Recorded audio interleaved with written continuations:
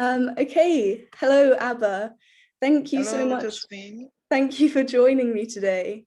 You're welcome. So as you know, this is for the TrowelBlazers website, which is about celebrating women in sciences such as archaeology.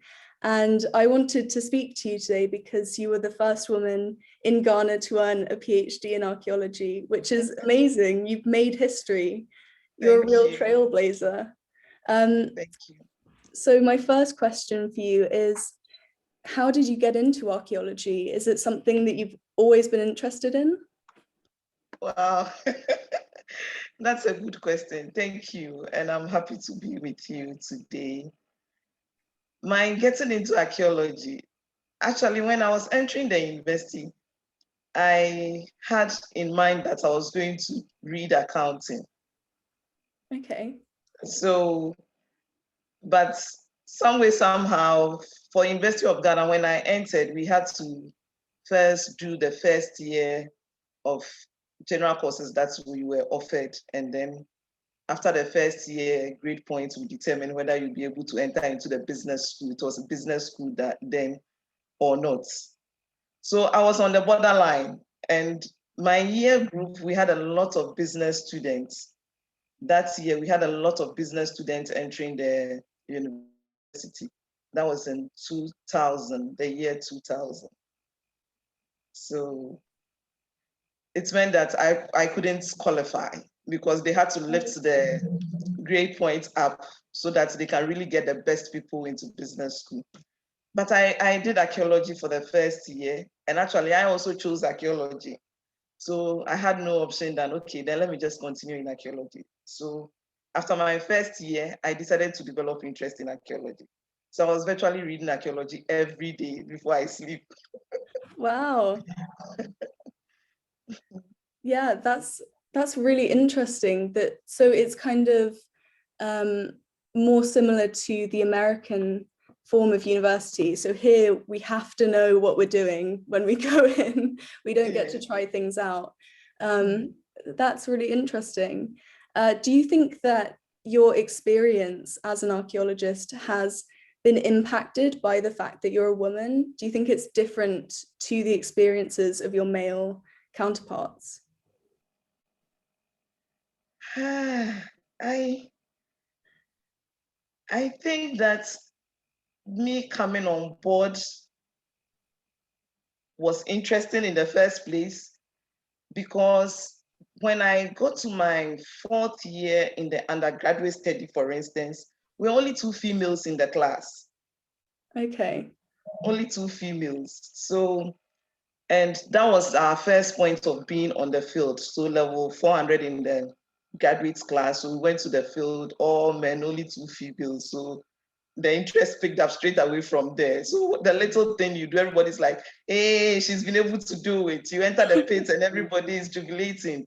She's been able to do it. You find a material and the excitement doubles. Oh, she's been able to do it. So I think in that way, it was sort of welcoming to have a woman in the field in the first place, right from the undergraduate level. Then in the graduate level, it was the same thing. So it continued.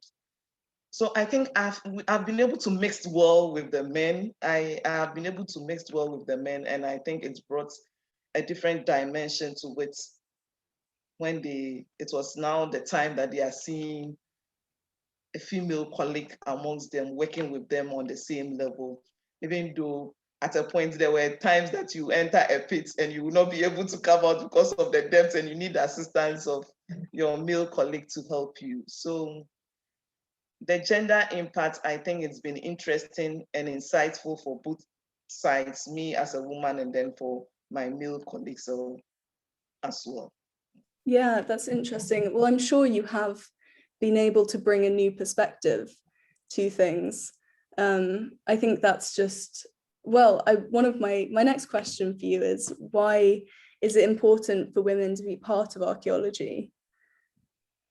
Oh, I think it's really, really important for us to get a number of women on board in archaeology. Because if we try to trace the history of archaeology itself, it's always been dominated by men. And that means that the male perspective and interpretation is dominating in our archaeological interpretations as well. Dominating because they have not really taken a look at the side of the women. They've not taken a look at the side of children, for instance. Okay. But the moment women are on board, then you tend to think of how have women over the years contributed in archaeology?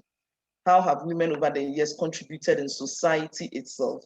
Because basically archaeology is looking at the past societies, their life ways, and the materials that they have left behind. So the fact that the society was made up of men and women, including children, shows that we need interpretation that will cover all aspects of life. And the aspects of life include the aspects of male life or life of men in the society, aspects of female life or women in society, and aspects of children as well, and their contribution to society. So if we really want to do a detailed interpretation, or we want to really reveal as much as possible past life ways, then we should be able to bring on board the female section of it. Okay. So that the interpretations will not continue to be the androcentric interpretations that we've been having, male perspective, but we can also get some female perspective. Then a blend of it will reveal actually what's happened. So the interpretations are not one-sided. So again, the calling in more women doesn't mean that we are now also going to just do female interpretation, but actually to be able to blend the interpretations of male perspective and female perspectives to reveal actually what's happened in past society and what is also going on in contemporary life ways as well. Yeah, I couldn't agree more, definitely. And I've seen that you're teaching a course called Gender in Archaeology. Is this kind of the stuff that you talk about? What does that involve? Yes, yes. These are some of the things that I talk about. The gender in archaeology that I teach, I try to reveal to my students or help my students to understand how the roles and contributions of men, women, and children. Again, as I'm saying, children are groups of people that are most of the time forgotten about or ignored when we are doing our studies and archaeological interpretations. So I try to help my students understand how the various groups in society, men, women, and children, contribute to social ways of life. And this contribution to social ways of life and negotiations of social relations, materials are used. So, and it's the material culture that archaeologists will now fall on to be able to aid in interpretation and understanding of the past. So if you are able to understand, and that means that being aware or conscious of the contemporary roles and contributions of men, women, and children in society, and how that again is being negotiated in terms of or expressed using materials or objects in general, and how these objects would in turn finding itself or themselves in the archaeological record in future for us. And again, whether we will be able to read the present into the past, even though that must be done with caution.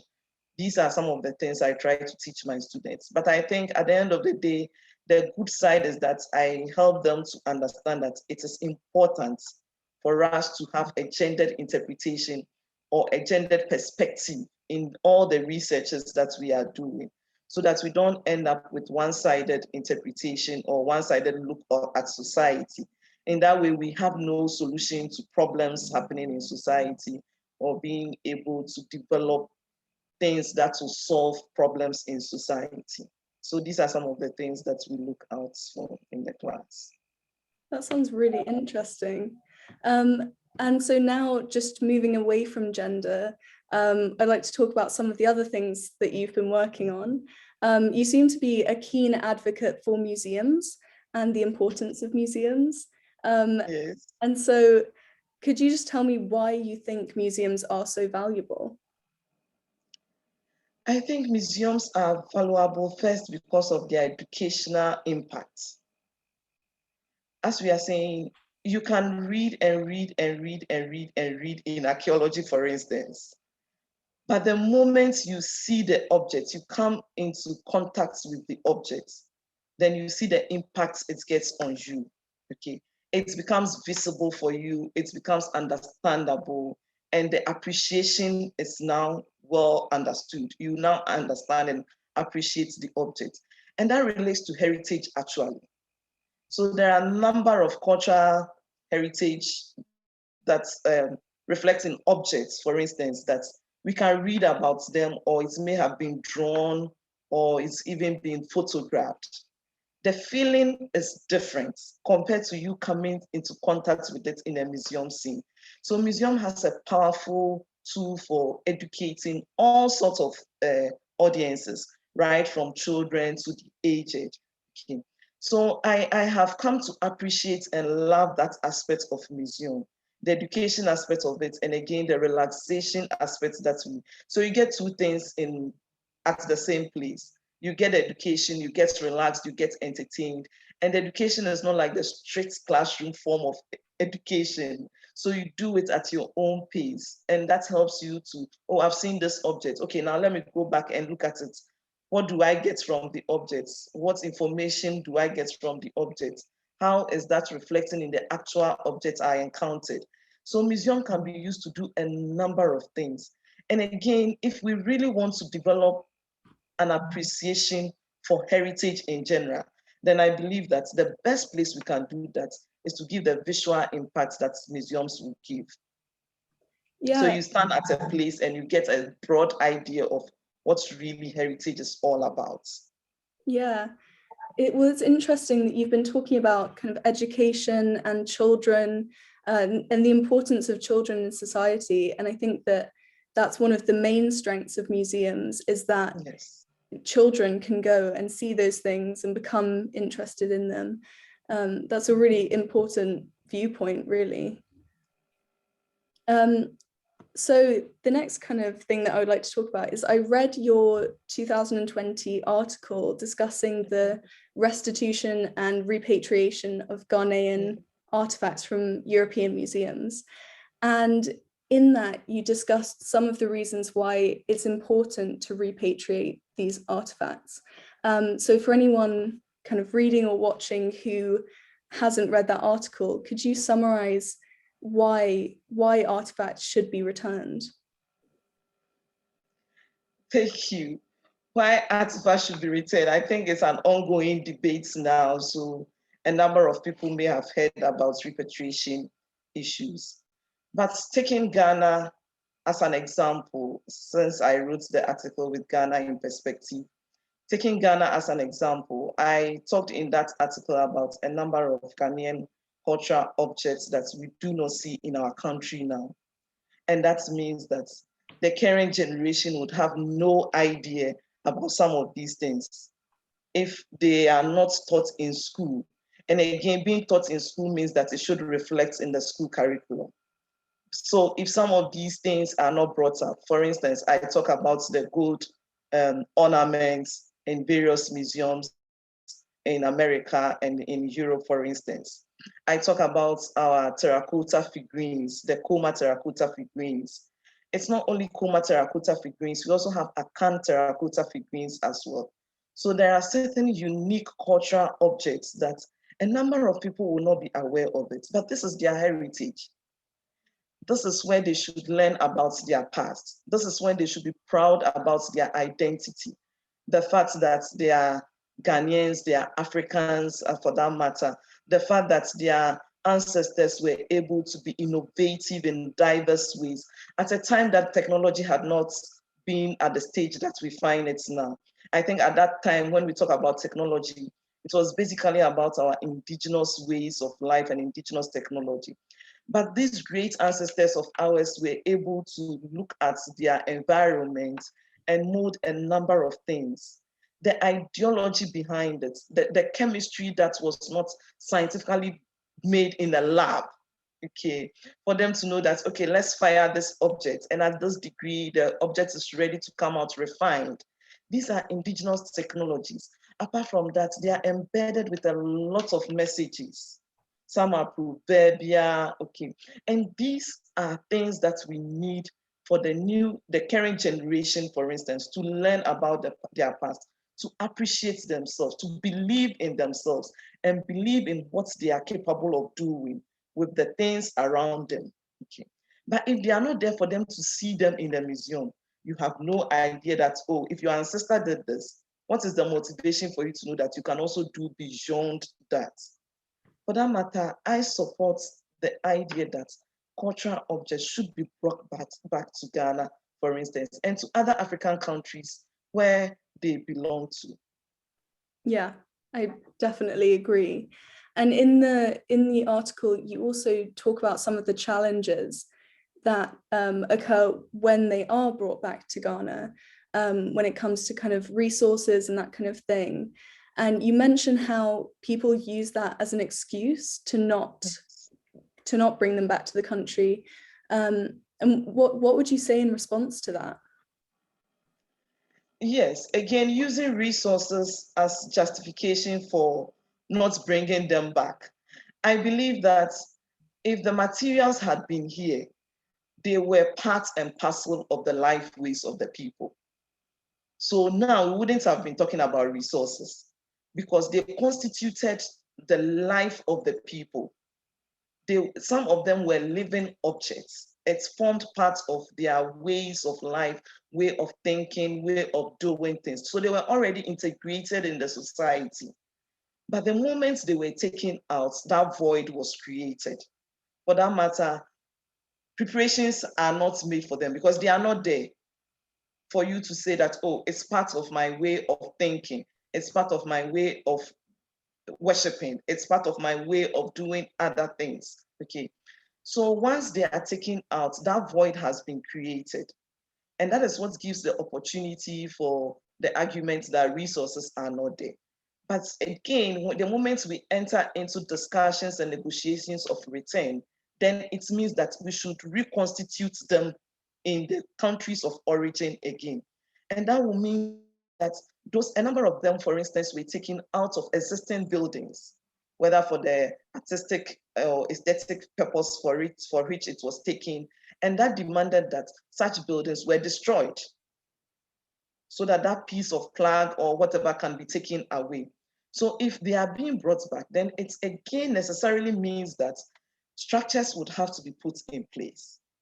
And if now these structures are not put in place, then as part of it, I believe that it should also be between the two parties, the receiving party and the party that is also holding it and needs to return it, should now come into understanding and put in the necessary resource by helping the African country that is requesting to be able to put up the structures that will receive the materials. That is what I think of. Because had it not been taken away, there wouldn't have been that void for us to think of resources to cater for them now. Yeah, I agree. It's kind of, it's all about, I think, well, that kind of trade, I suppose, or just return is about repairing the relationship and kind of addressing the history in the colonial past. And so I completely agree that it is the role of the country who is giving it back to help and to be part of that kind of return. Resettling process. Yeah. And so that's the kind of that relationship, for example, between the UK and Ghana. What other kind of steps do you think could be taken within archaeology to repair those relationships or address that history? Within archaeology, I think a number of times we've been talking about collaborative activities. But again, who is the initiator of those collaborative activities?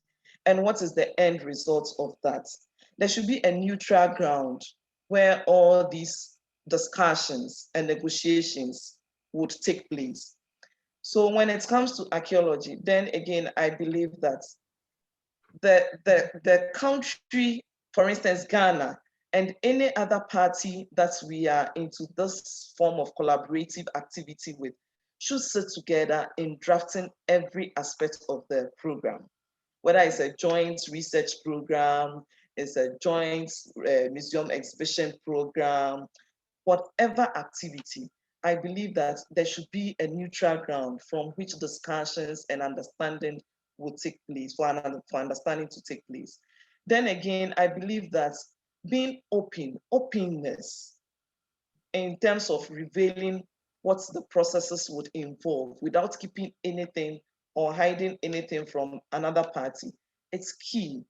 So that if we are talking about archaeological objects, for instance, that are being trafficked to other countries or looted objects, for instance, again, we have to look at private or individuals who are in possession of some of these archaeological objects. We have to look at the trade of these archaeological objects as well. So it's multi-dimensional, if I can put it that way.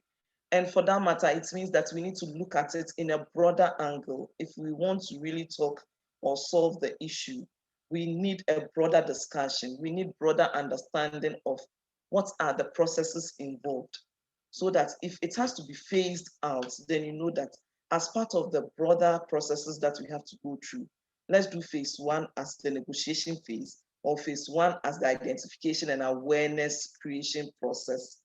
Then in that way, you'll be able to achieve results. That is my thinking. Yeah. Well, that was my last question for you. Is there anything else you would just like to add at the end? Oh, I think I will rather use this opportunity to call on more women to pursue their interests, no matter the hindrances that will come their way, no matter the obstacles or limitations. Women are capable. They are more capable of whatever they fix their minds on that they want to achieve or they want to do. So I'll call on women to pick up their interests, follow it to the end, and the end will be a glorious result. Again, thank you very much for the good work done, and you are doing more. I went to the website and I saw a number of women some I could identify and some I could just read on them. So thank you for the good work done, and thank you for celebrating women as well. Thank you so much for joining me and speaking to me. It's been lovely to meet you. Yes, lovely meeting you too, Josephine. Thank you. Bye. Thank you too. Bye.